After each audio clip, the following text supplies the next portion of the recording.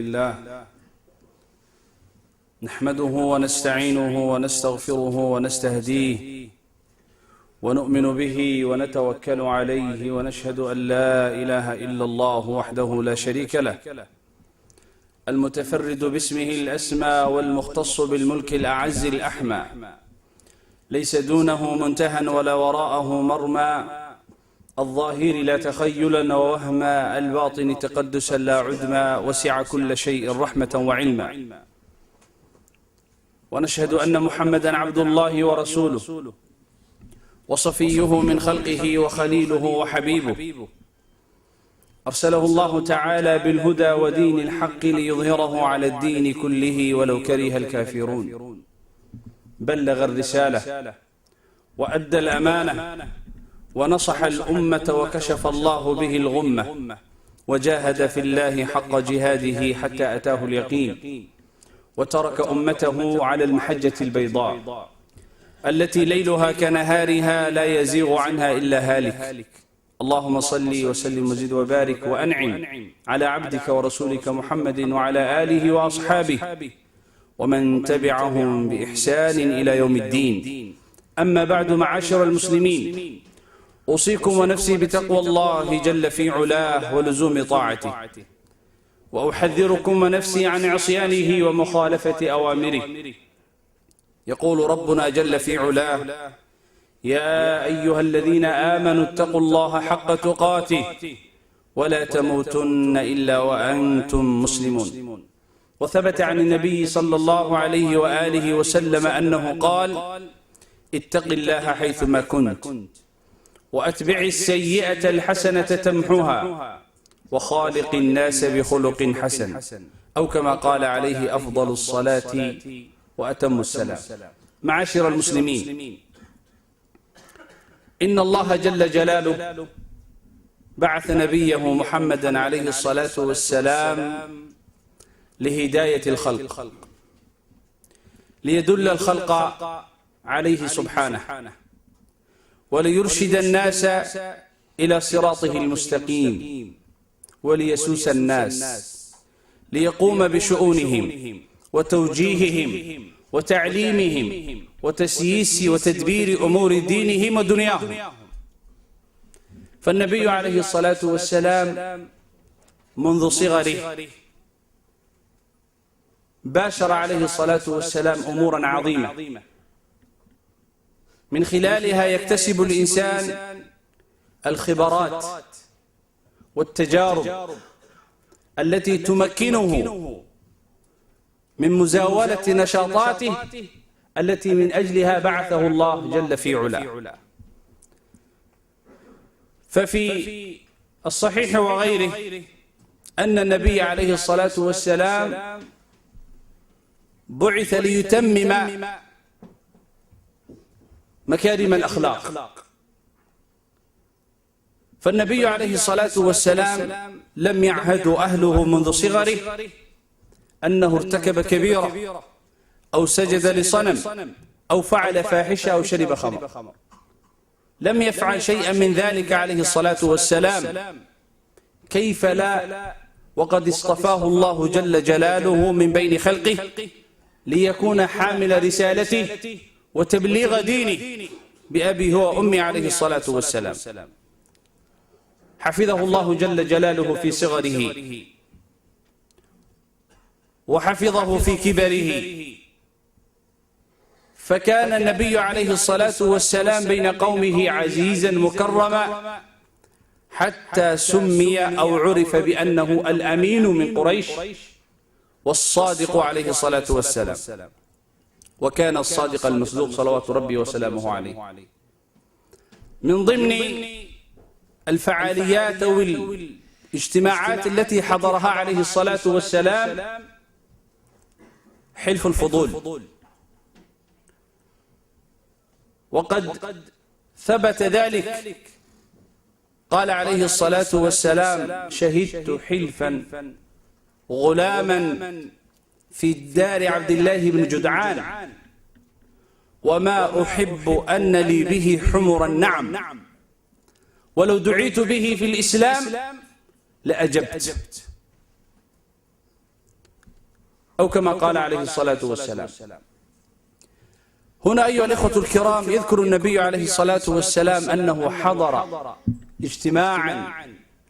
عقد في دار عبد الله بن جدعان، وهذا الرجل عبد الله بن جدعان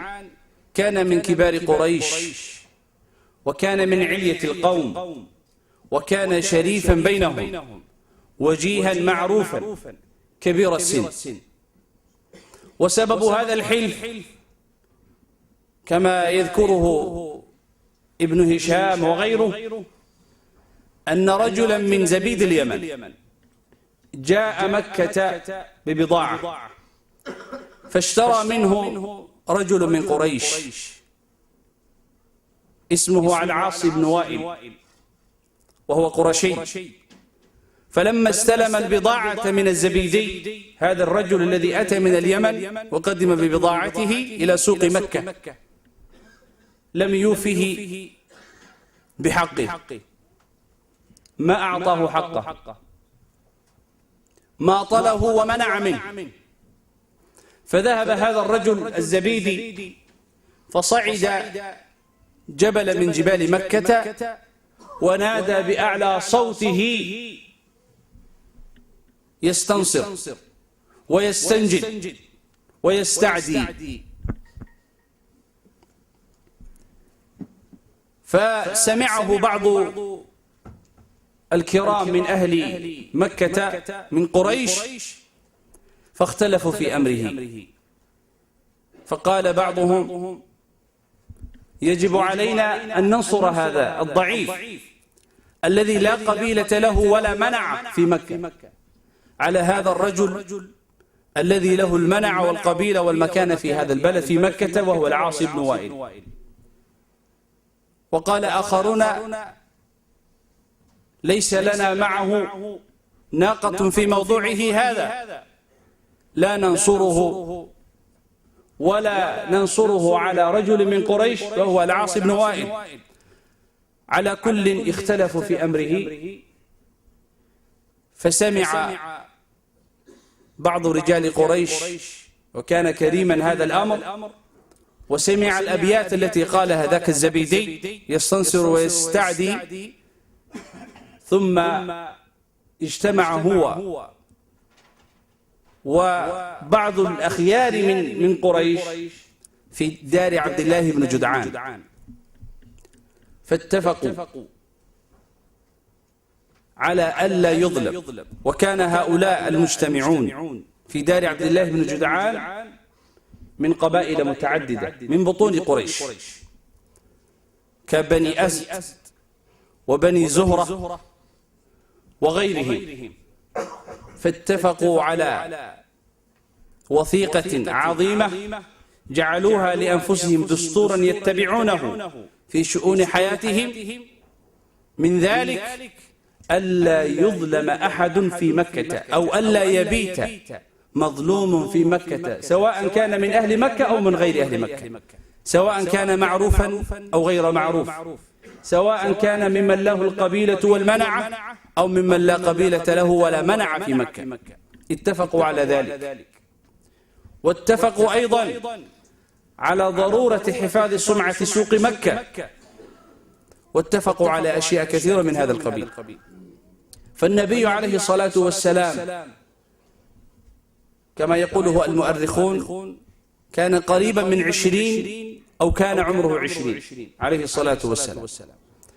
فحضر هذا الاجتماع وجلس معهم هذا الحلف، وشهد هذا المشهد العظيم وهذا التاريخ العريق. وقال عليه الصلاة والسلام لقد شهدت غلاما يعني صغيرا حلفا في دار عبد الله بن جدعان، وما أحب أن لي به حمر النعم. مع أن النفوس أيها الإخوة الكرام مجبولة ببغض الظلم وحب العدالة، إلا أن النبي عليه الصلاة والسلام كان قد بعث عليه الصلاة والسلام بالعدالة وبمحاربة الظلم والظالمين صلى الله عليه وآله وسلم. وحضوره هذا مع عمومته في هذا الحلف في دار عبد الله بن جدعان ليس مجرد موافقة ومجرد حضور، بل إنه عناية إلهية عليه صلوات ربي وسلامه عليه أن أتى به ليحضر هذا الاجتماع العظيم وهذا التاريخ الذي سطرته قريش في صفحاتها البيضاء. يقال أن هذا الاجتماع هو أول حلف أو أول اجتماع يعقد من أجل حقوق الإنسان. وبهذا قال عليه الصلاة والسلام: ما أحب أن لي به حمر النعم بأبي وأمي صلوات ربي وسلامه عليه. أقول قولي ما تسمعون وأستغفر الله لي ولكم فاستغفروه إنه هو الغفور الرحيم.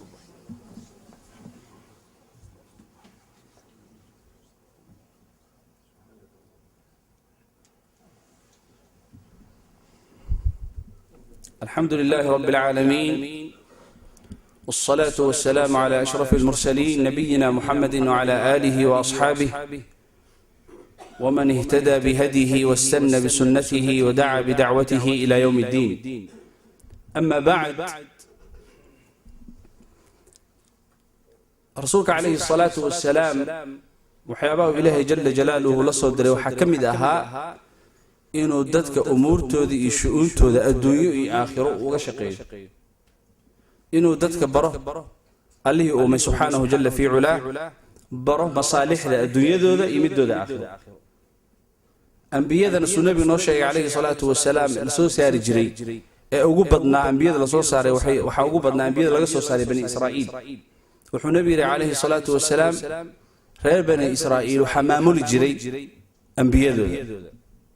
waxaa maamuli jiray ambiyadoodu nabiga calayhi salaatu wasalaam. waxaa jira heshiis uu nabiga ka qayb galay salawaatu rabbi wasalaamu calayh intaan la soo saarin ka hor, qabla bacdatihi salawaatu rabbi wasalaamu calayh, intaan nebinimada loo soo saarin ka hor, isagoo da'diisa ay tahay taqriiban 20 jir, nabigu wuxuu ka qayb galay calayhi salaatu wasalaam heshiis ka dhex dhacay qabaa'ilkii deganaa maka. dhowr laf oo ka mid a quraysh heshiis ay galeen buu nebigu ka mid ahaa calayhi salaatu wasalaam, uu xaadiray. maka waxaa lagu qabtay 2 shir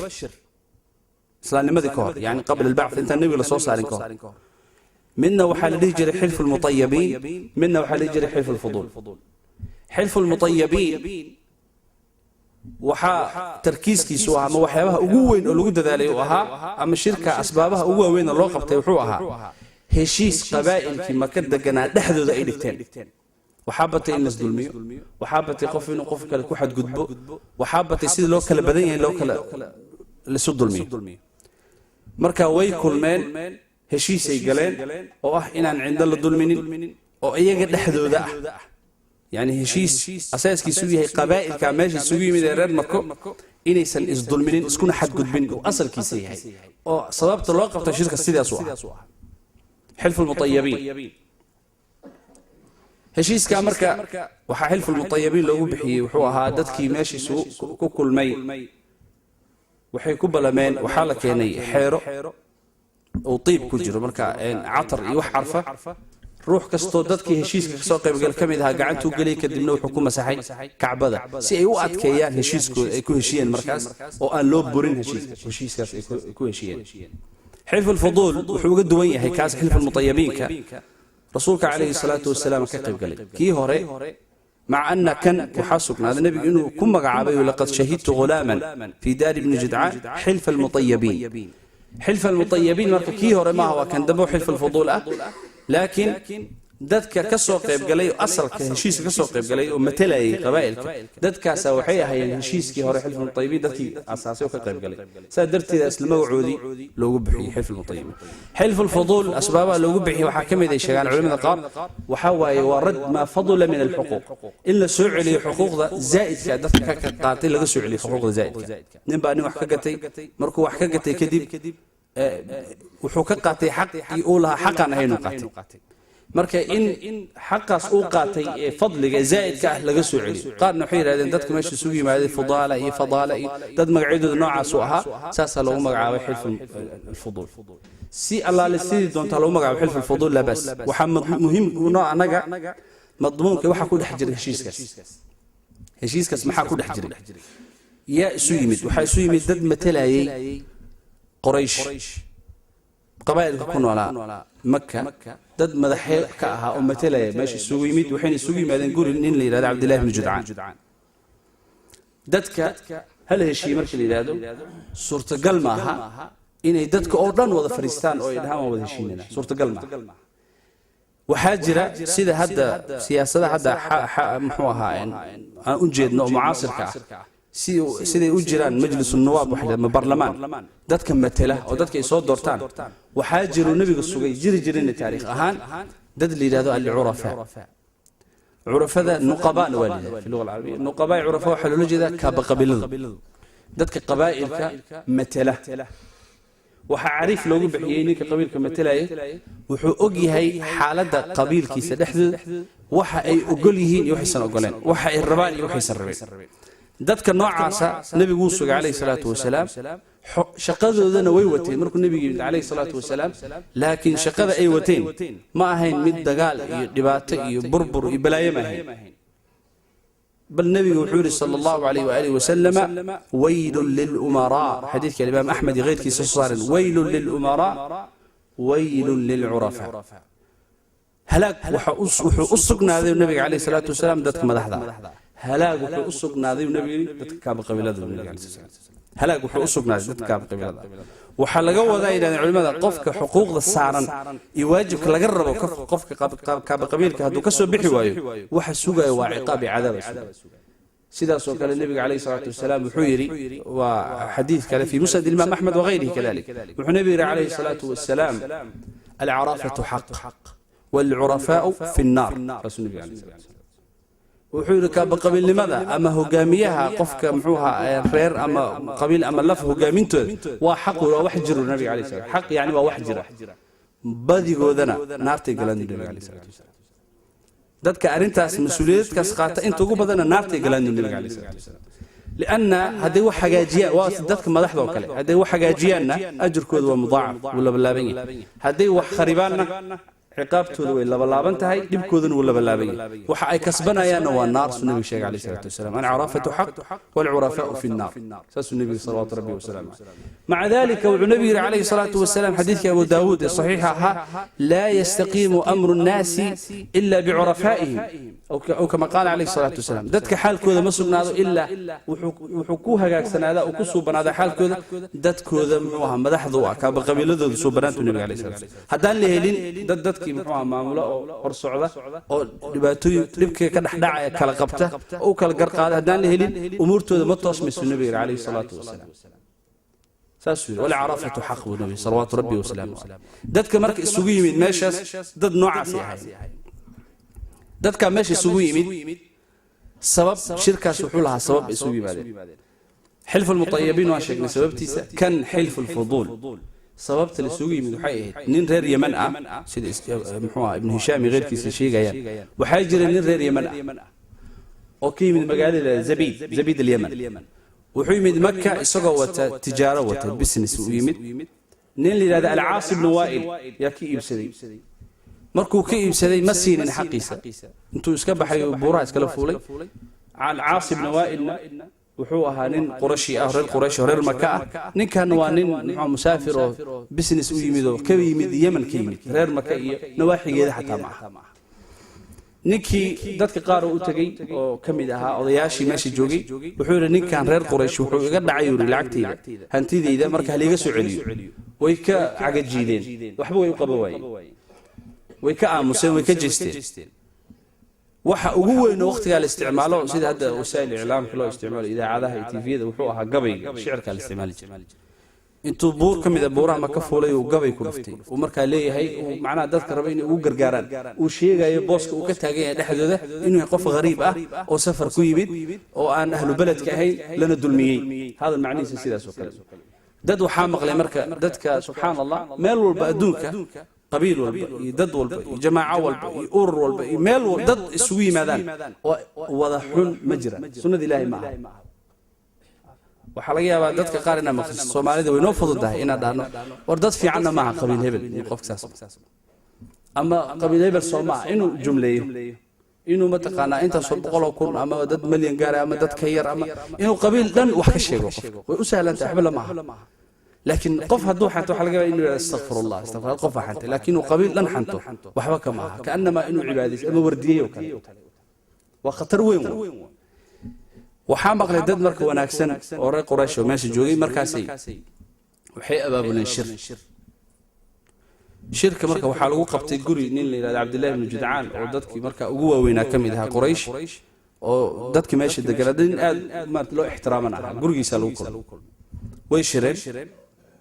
shirki ay shireen waxyaabaha ay marka bunuuda ama waxyaabaha ku heshiiyeen waxa ugu muhiimsanaa in la yiri horta qof yani waxa hadda maanta la yiraahdo xuquuqul insaanku waxa qofka xaq u leeyahay waxyaabaha ku heshiiyeen waxa kamid ahaa inuu san maka ku baryin قف باهن ألا يبيت في مكة جائع قف باهن مكة إنه سن هبين كبرين معناه إن لكالميو قرب لسيو ولا قوذيو قف باهن إطعام الجائع وحيابي كل شيء إنه حكم لها إن نروح للدلمية مكة لحديدة عن لغو في سنين كائنا من كان عدضونها أما الرير مكة هذا أما كبنا كذا كينا قف كل الظلمية أن ترد عليه مظلمته وحلقة قاتي إلا سعلي حقي سلو صلعي هشيس وضبط وحيابي كل شيء كذا وصبته هزبيدي قاسم دد إن كلمان أي هشيان أي مصالح نعس كل هشيان وحد أن ترد عليه مظلمته لماذا قضب إن قفك لقوذيه قف باهن إنا لفرسن إيوه قف ظلما إنا لفرسن وحا أساسه هالشيء أما وحا وابا لبدا الركني لبدا محوها تير أي كل سنتهي وحا أن رادين لمات سبحانه دان رادو عدالة وحيتها قفك وحا آها شيء markii la leeyahay alla muxuu ahaa qof inuu san barin Makka baahan baahi kaliya ma aha qof muxtaaj ah qof dibqa baahi qaba baahidiisa ila dabool qofka dulmanna dulmiga in laga qaado qofka dulmiyana looga soo qaado xaqiisa oo xaqiisa la siiyo insaaf loo sameeyo labada tiir ee asaaska ah ee muhiimka ah cadaalad ay ku qotonto baa labadaas labada hadaa helno anaga Soomaalihaan labada tiir hadaa helno fabiha wa ni'ma xaalkeena wax badan isbedeli laha nolosheen wax badan isbedel leh dhibaatooyin badan oo haystaan laga dulkeen labada shay laakiin dadkii waxa laga kari laayahay Soomaalidii waxaan wali ku dhaganahay qaacida islaamiyada laga soo jeediyay hadana Makka oo lidaado ma ana illa min غزية ويقال غزية إن غوت غزية غويت وإن تشد غزية أرشد المشاعر وحالي جور أدي قبيل كاغ محاكو قلي قبيل كاغ وحي سميان خلدادي محمد سول كاغ markaas wuxuu yiri aniga ma ana illa min Ghuzayyah reerkaas aan kamid ahay haday qalocdaan waan qalocanahay haday toosaan waan toosnaanahay anagana waan dhahnay waxa kabtaada iyo qabiilkaaga dhaxda looga jiraa Soomaaliya haday mujrimiin dhaxda uga jir haday waxa la dhaxda uga jir waxay soo qaataan xaq dara haday yihiin haday xaqiin la qaado yani haday saas tahay dhaxda uga jir haday naarta galaan la galo markay haday naarta galaan ficaalkooda sababtoo ku galaan naarta la galeen noqon حقنا معها وحامرك قصدا يقول سوري إذا سوق قاتوا أكتين أحد اللي صار دافي وحاجري ستوكهولم جبة ريستورانت وحلوقة بتشروي أو روتي اللي يجيري أو عن ليه هيصير النبي عليه الصلاة والسلام إن كستو جاهلي وصلنا في الإسلام وياه يدي مرة بعد مرسد حد يجيري أن جعل الله إلى oo isugu yimaadeen Soomaalida oo dhan sida iiga muuqatay meesha Soomaalida oo dhan qabaa'ilkooda oo dhan Soomaalida isugu yimaadeen muhiimadda la isugu yimaadeen in meesha aan deganahay Stockholm inaan ka bilowno walaaltinimo iyo midnimo iyo ma taqaana Soomaalinimo inaan ka bilowno waxyaabaha muxuu la kala tabanayo Soomaaliya dhexdeeda kala tabanaysana in la iska raaliyo almuhim barnaamij si fiican loo soo diyaariyay oo gudiyo loo saaray oo odayaal loo dhibay oo mas'uulkiin oo aad iyo aad u qurux badan oo qof walba uga sheekeeyo oo culimada kamid ahna uu tamaniyay inuu maalintaas joogo meesha soo fadhiyo macnaha waxa meesha ka dhacay khayrkoodii wanaagooda inuu meesha joogo uu tamaniyay waxa soo xasuustaa mar marka heshiiskan xilf al-fuduul waxa anoo arintan la yaaban dhacay 3 maalin 2 maalin ka hor تليفون على يسوع خير الله سيو الشيخ عبد الله يسور هذه عبد الله ياسين دادا كربي يوري فمل أن هاي مركة دتك أصل هذا اللي يقول dadkii ba telefoon ii soo diray waxay yiraahdeen sheekhow soo adiga ma Cabdisalaan ha waxaan rabnay masaajidka la dhisay Rinkaby inaan lacag ku darsado nin ay lahayd markuu wuxuu yiri hooyadeen ku dhiibay masaajidka rabta inay lacag ku darsato boos inay iibsato waqaf marka la hadal islaantii ii dhiibay telefoonka markaan la hadlay waa qof weyn magaceeda ii sheegtay ingiriisi ka soo hadlaysa waxay tiri waxaan rabaa boos inaan booska lacagtiisa weydiiso oo u sheeg waxaan rabaa inaan lacag soo xawilo oo boos masaajidka la iga qabto booskaasna waxaan u rabaa igu tiri ra'iisul wasaarihi dhintay ilaahu naxariistay Cabdirasaaq Xaaji Xuseen Orod waan yaabay marka waxaan ku yiri maxay isu tihiin waxaan rabaa inaan ka hubsado sababta laana waa arin weyn marka inaan hubsado aad muhiim wax kasta dhici kara waxaan ku yiri ra'iisul wasaaraha ilaahay u naxariistay maxay isu tihiin ku yiri wax ma isu tihiin qaraabo ma tihiin وحيت القرابة منهين حق قبيل هانا ذاك أهل القرابة منهين أنا وحان كم يتري حمر وحان كل شيء يتري مقالة اللي هذا مهداي وحيتري وحا عن بوسك وقوة وقفة وحيتي وهل شيء كليه صومالي نمديسي إنها قف صومالي inaan joogay waqtigii isagu wax ahaa inaan dhageystay hadallo ugu dambeysay oo ku hadlay intuusan geeloonin ka hor waxaan ku qanacsanahay tiri Soomaalinimadiisa iyo wanaagiisa darteed waxaan rabaa inaan boos waqaf masaajidka uga qabataan markaas ay lacagta waxay tii waa soo dirtay lacagta xawada ku soo dirtay mashadku wuxuu ugu noqday shirkii aan ka qayb galay iyo muxuu ahaa xilful fuduulka aan ka hadlay waxyaabaha aan ka soo sheegay waxa kamid ah shirka Soomaalida asal ahaan dad wanaagsan inay yihiin in wax ku dhex jira gudahooda oo cuqdada ah ama dhibaatooyin san jirin laakiin mushkilada inay ka taagan tahay dadka hanta ka sheekeynay waxa u maleynaa insha Allah taala dadka aan dhan al-urafa ka qabiilada aan dhahinay inay san noqonin rajina insha Allah aan iska dhaano dad horbooday dadka siyaasiyiin ama hogaamiye kooxeedii ama dad masaalix idana khaas ah ya inta badan waxay isku garaacaan dadka Soomaaliyeed isku garaacaan waxyaabaha aad ku adeegsadaan waxa kamid ah cibaaraadka muxuu ahaa ajiibka aad ku adeegsadaan Soomaalidu way kala aamin baxday Soomaalidu way kala aamin waxyaabaha Suudi waxa kamid ah dad businesskooda isku dhex jiro nasabkooda isku dhex jiro si u kala aamin baxay waxa lagu leeyahay qabiil hebel way kala aamin baxay bariya lagu wacay haddana aroos jiro labadii qabiil ay aroos gabdhaha siina waxa lagu leeyahay hebel way kala aamin baxeen waxa lagu leeyahay shirkad ugu weyn Soomaaliya ugu weyn shirkadaha hebel asla wax kala aamin baxay malaha